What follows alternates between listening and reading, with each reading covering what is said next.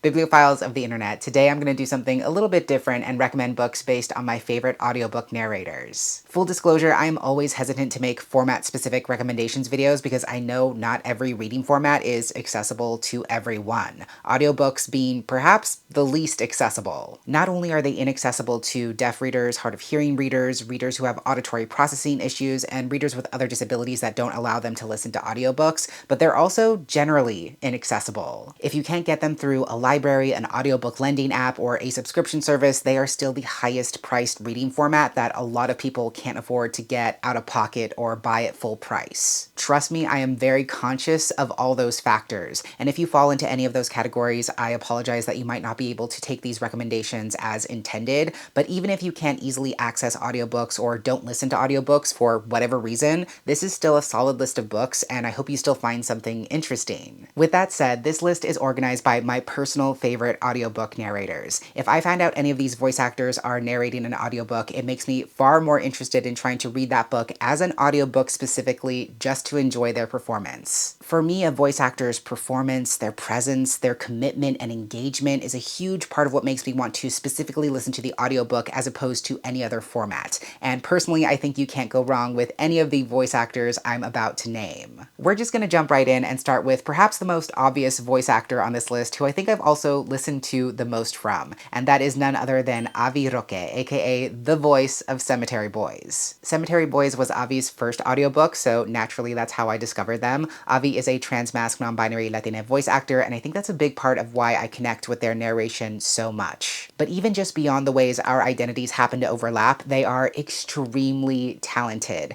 There's a brightness and a depth to their voice. They have tremendous emotional range, being able to oscillate between funny, lighthearted narration to more intense emotional scenes, and everything they read is just fantastic. So some of their audiobooks I would recommend are obviously Cemetery Boys, a chaotic queer paranormal story about a trans boy named Yadriel who tries to summon his dead cousin's soul to help figure out who killed him and also to prove to his family that he is truly a brujo, only to accidentally summon Julian Diaz instead. Avi also co-narrated Lake Lore by A.M. Macklemore, which is a magical realism YA story about two non-binary Latina teenagers who live alongside a magical world hidden beneath the surface of a lake that seemingly only they can interact with. Another series in Avi's repertoire is the Sworn Soldier series by T. Kingfisher, which starts with What Moves the Dead. The first book is a retelling of the fall of the House of Usher following a non-binary former soldier named Alex Easton, whose childhood friend appears to be sleepwalking and speaking in strange tongues at night. They also co-narrated Self-Made Boys by A.M. Macklemore, a queer retelling of The Great Gatsby, where both Nick and Gatsby are trans. Nick is Latina, and they're both obviously in love. Café con Leche by Emery Lee is another audiobook Avi has co-narrated. It's a really fun, queer, contemporary YA romance about these two teenagers whose families own competing food shops. But when a new fusion cafe comes into town, they decide to help each other secretly sell food at school to their classmates to offset their losses. I'm just gonna rapid fire through these last ones, which I have read but not listened to, but would still wholeheartedly recommend as audiobooks. Avi is also part of the cast on Hell Followed With Us, and they also solo narrated Andre and Santi Were Here and Godly Heathens, just to name a few. My next favorite narrator is the one who kind of inspired this video, and that is Christian Coulson. Christian Coulson is both an actor and a voice actor, and as an audiobook narrator, his voice is just so beautiful to listen to. It's smooth, it's silky, it just flows and feels so natural while still sounding incredibly dynamic. I will admit it, Christian Coulson is the sole reason why I listen to Swordcatcher by Cassandra Clare. This is Cassandra Clare's adult fantasy debut, and it's about this orphan named Kel who was chosen to be the prince's swordcatcher, which basically means the royal family uses illusion magic to make the two of them appear identical so that Kel can serve in the prince's place in dangerous situations and literally catch a sword for him if necessary. So Christian narrates both Kel and Prince Connor sections in the book, and I honestly think I had such a fun time with this nearly 24-hour audiobook because of his performance. But long before Swordcatcher, I also loved Christian's performance in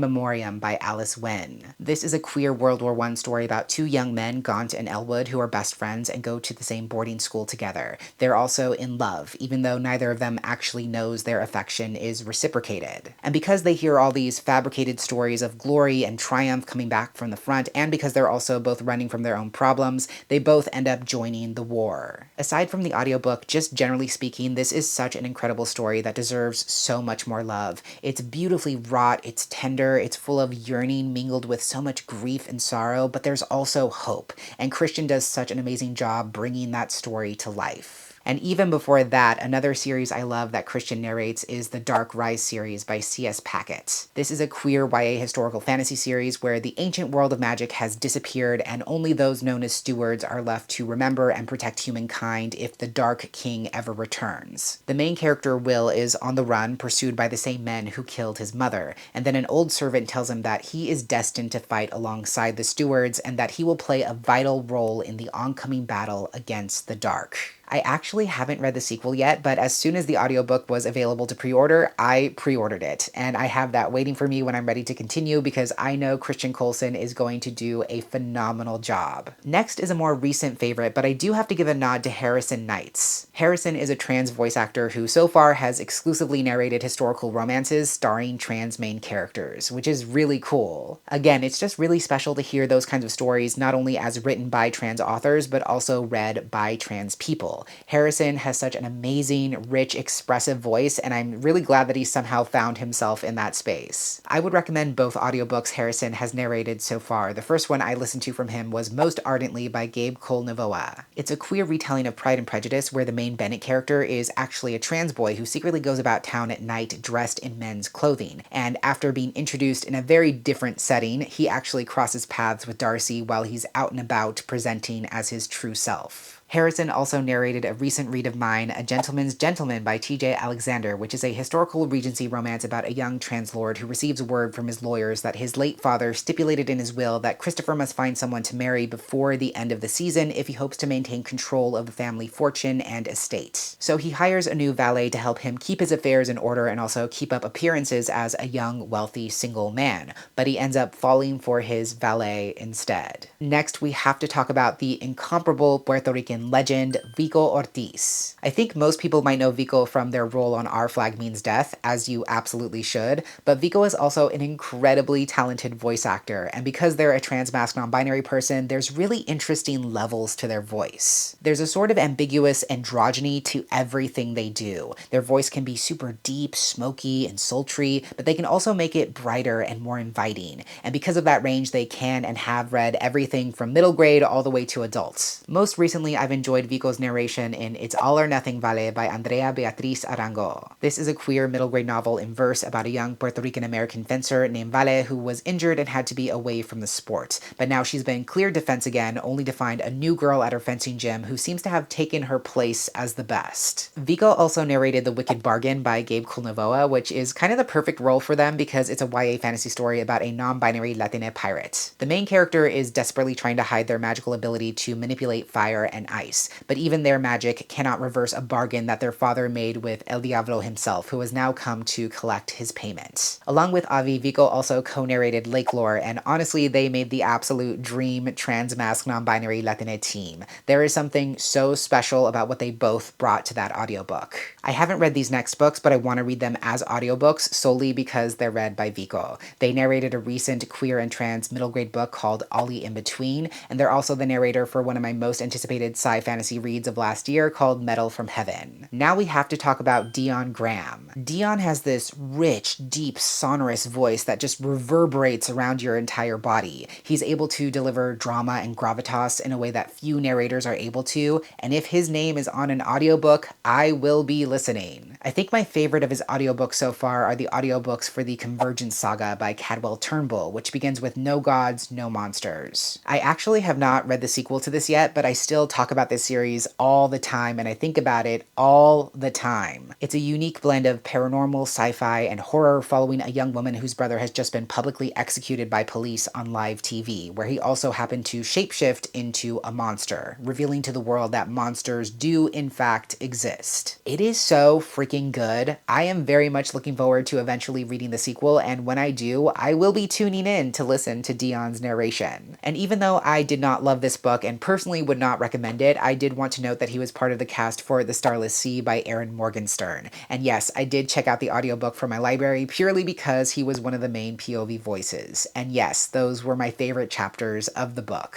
I'm also really excited because I just found out he'll be narrating the upcoming Harmattan season by Tochi Onyenbuchi, so I will absolutely be listening to that one as well. I also could not make this video without talking about Sean Taylor Corbett. He is an Indigenous voice actor who once again has incredible range. He's had a hand in so many Native and Indigenous authored audiobooks that I have enjoyed so much. Again, there can be so much brightness, excitability, and levity to his voice that makes him perfect for middle grade and young adult stories, but he also has the depth and presence to command adult titles as well. Some of my favorites from him are The Removed by Brandon Hobson, which is a story steeped in Cherokee myth and folklore. It's a multi-POV family saga following the Eshota family, who are still grieving the loss of their teenage son, who was shot and killed by police, and it's about how that event has impacted the course of all their lives in different ways. He also narrated a middle grade book called On a Wing and a Tear, which was a really fun family road trip story where two kids and their grandpa go on a cross-country road trip to try and help this anthropomorphic bat with a broken wing make it to this ancestral baseball game between birds and animals. Sean is also one of the voices in the Black Sun trilogy by Rebecca Roanhorse, an epic historical fantasy series set in an alternate version of the Americas where indigenous peoples were not conquered by Columbus. I finished the series last year and I read all the books as audiobooks and enjoyed all 3 books. Just to rapid fire through these last ones, Sean is also part of the cast in There by Tommy Orange. He's also a co-narrator on A Snake Falls to Earth by Darcy Littlebadger, and another one of my favorite middle grade books he narrated was Healer of the Water Monster, and I'm pretty sure he does the sequel as well. Going back to trans audiobook narrators I love, we have to talk about Danny Martinek.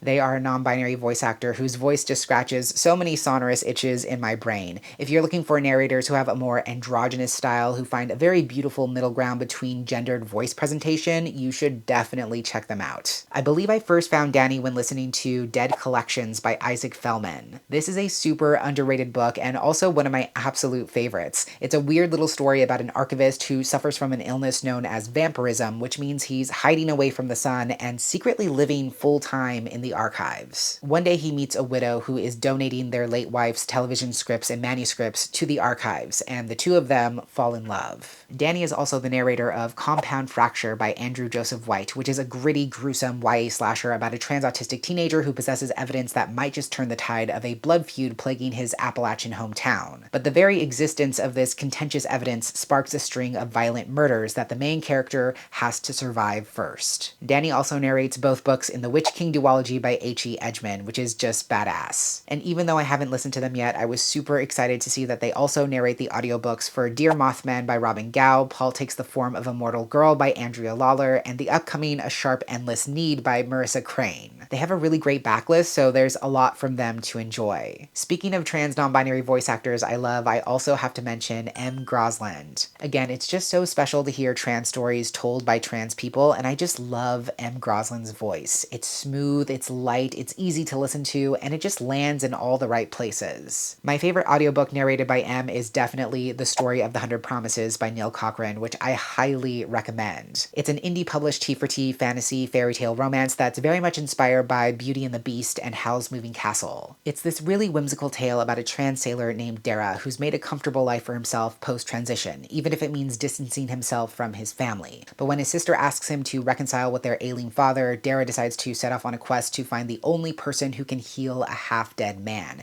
who would happen to be the mysterious enchanter who once gave him the magic he needed to become his true self. Em Grossland is also part of the audiobook cast for Otherworldly by F.T. Lugans. It's a contemporary supernatural YA story about a non-binary teenager stuck in a town where it's been winter for 5 straight years, and one day they run into a familiar from the magical realm known as the Otherworld and decide to work together to try and find a way to end the town's curse. I also want to quickly mention that Em is part of the cast for It Came from the Closet, edited by Joe Velisi, which is an incredible collection of nonfiction essays from queer and trans writers who each pick a horror movie and then connect it to their queer and or trans experiences. If you love fairy tale or fantasy stories and just want to be completely immersed and transported into the story, you have to listen to Steve West's audiobooks. He has this rich, deep, dramatic voice that is so perfectly suited for those kinds of stories. I believe I first heard his narration in The Strange the Dreamer duology by Laini Taylor, which is very much his brand. If you don't already know, this is a lush, imaginative YA fantasy duology about a librarian named Laszlo Strange who has always been fascinated by the lost city of Weep, which has been collectively wiped from the world's memory. And when a retinue of adventurers arrive at the library announcing that they are embarking on a mission to Weep, he decides to go with them. Another audiobook I loved from Steve West was The Last Tale of the Flower Bride by Roshni Chokshi. This is another dark, fairy tale inspired story full of intrigue and magic. It's about a nameless narrator who married a beautiful, mysterious woman on the condition that he would never look into her past. But when a family member passes away and they have to return to her childhood home, the nameless bridegroom finds that he can no longer resist. I haven't listened to it yet, but I was very excited to see that Steve West is the narrator on The West Passage, which is described as a weird medieval fantasy about a palace the size of a city ruled by giant ladies of unknowable eldritch origin, and I cannot wait to listen to that one. I quickly want to give a nod to the phenomenally talented Adam Lazar-White. Adam is incredible. I have only heard him read books from S.A. Cosby, but I have been so blown away by his performances. You really need guts and grit to deliver the kind of dark, cynical, brutal narration you will find in an S.A. Cosby book, and his performances have solidified my decision to listen to any and all of S.A. Cosby's books. Like I said, I'm pretty sure he has an exclusive contract with Macmillan to read any and all of S.A. Cosby's books, so you can't go wrong with any of them. I personally would recommend starting with Blacktop Wasteland, which is a one last job gone wrong kind of thriller that is an absolutely wild ride from start to finish. Because I also tend to read a lot of Latina books, this next narrator is also one of my most listened to narrators, and that would be Victoria Villarreal. Again, Victoria is just an incredible Latina voice actor. She has this dusty, almost smoky tone to her voice. Her voice can be very sultry and mysterious, and she really pulls you in with her performance. One of my favorites from her is, of course, The Hacienda by Isabel Cañas.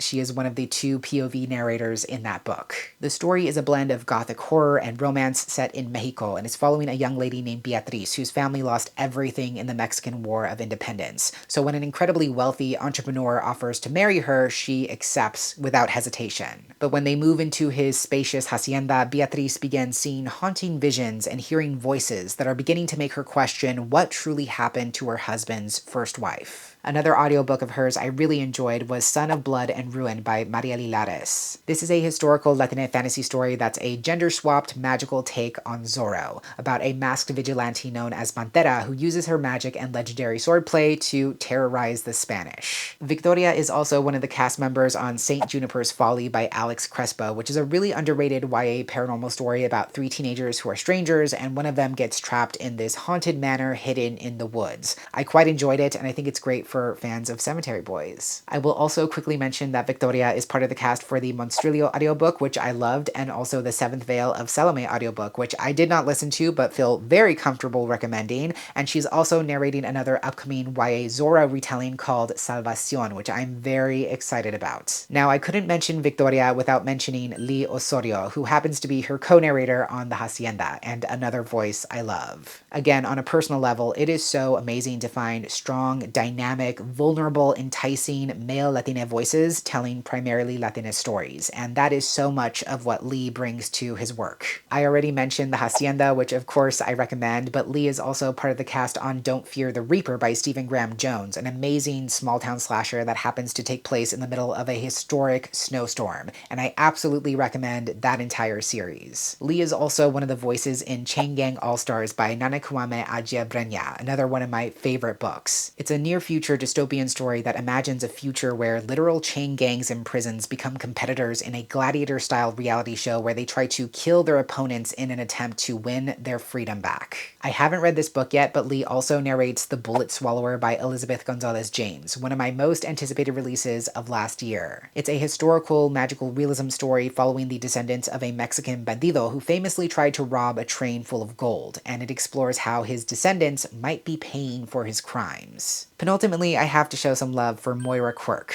She is a British voice actor who I primarily know from the Locked Tomb series, and I feel like the Locked Tomb series perfectly sums up Moira Quirk's brand. She's really able to pull off these voicey, sarcastic, funny, sardonic roles with so much ease and finesse. She is an entertainer, and I always have such a good time listening to all of her audiobooks. Like I said, she is brilliant in the Locked Tomb series, which is an absolutely bonkers, out there sapphic sci-fi series about a lesbian necromancer and her unpredictable cavalier. And the first book especially is like a locked room murder mystery where the emperor invites all his heirs to his home, which is riddled with deadly puzzles and traps. She's also read another book from Tamsin Muir called Princess Florinda and the 40-Flight Tower. It's a sort of tongue-in-cheek fairy tale novella about Princess Florinda who's been waiting to be rescued at the top of this 40-flight tower where every floor contains horrific creatures or dangers. And since no knights or princes have made it anywhere near the top floor, she is contemplating whether she should simply just save herself. I haven't read them yet, but Moira also narrates Long Live Evil by Sarah Rees Brennan, which I hear is incredibly zany and voicey in its own right. She's also the narrator for Blood Over Bright Haven by M.L. Wong, which I am very excited to listen to. Lastly for today, I highly recommend Anything and Everything read by Dr. Robin Wall Kimmerer, who mostly reads her own books. Dr. Robin Wall Kimmerer is an indigenous scientist. She is a member of the Citizen Potawatomi Nation, and a lot of her work is exploring nature, specifically plants, and our relationship